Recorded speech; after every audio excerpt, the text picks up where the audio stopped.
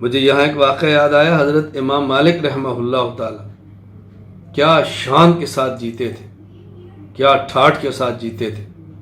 امام مالک رحمہ اللہ تعالی ایک جوڑا سال میں پہنتے، دوبارہ پھر وہ نہیں پہنتے تھے، ہر روز ایک جوڑا کپڑے کا تبدیل ہوتا۔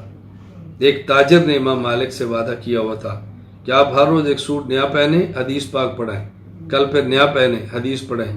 سال بھر کے کپڑے امام مالک کو مہیا کرتا۔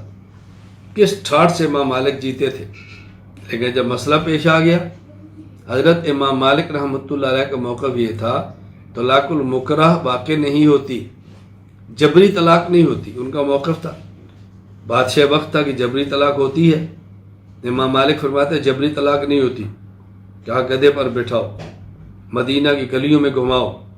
حضرت امام مالک رحمہ اللہ تعالی گدھے پر بیٹھ کے مدینہ کی گلیوں میں گھوم رہے ہیں، اور حضرت امام مالک رحمۃ اللہ علیہ زور زور سے فرماتے ہیں من عرفنی فقد عرفنی ومن لم یعرفنی فانا مالک بن انس فاقول طلاق المکرہ لیس بشیء۔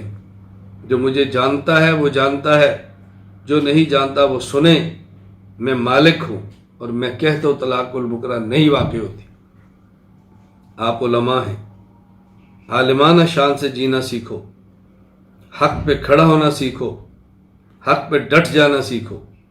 یہ بات ذہن نشین فرما لیں، جس نے حق بیان کرنے اور حق کو لے کر چلنے، اس کے راستے مشکلات آنی ہیں، مسائل آنے ہیں، اس نے برداشت کرنا ہے، تو حق نے آگے چلنا ہے۔ جاء الحق وزہق الباطل، حق آئے گا تو باطل دوڑے گا، حق نہیں آئے گا تو باطل کیسے دوڑے گا۔ علماء ربانیین بنو، علماء حق بنو، گناہوں کی لعنت اور دلدل سے نکلو، اپنے اندر غیرت پیدا کرو اور دین حق کے ساتھ کھڑے ہو جاؤ۔ اور یہ یاد رکھنا، اللہ تعالیٰ انسان کی وسعت سے بڑھ کر اس کو مشقت کے اندر مبتلا کبھی نہیں فرماتے۔ اللہ تعالیٰ مدد فرماتے ہیں، طاقت دیتے ہیں، قوت اور نصرت اللہ کے ساتھ ہو جاتی ہے، لیکن کچھ امتحان سے گزرنا پڑتا ہے۔ ہمارے اکابر تھے، ان کی ایک شان تھی، ہم نے اپنے اکابر کے نقش قدم پہ چلنا ہے۔ اللہ ہمیں یہ بات سمجھنے کی توفیق عطا فرمائے۔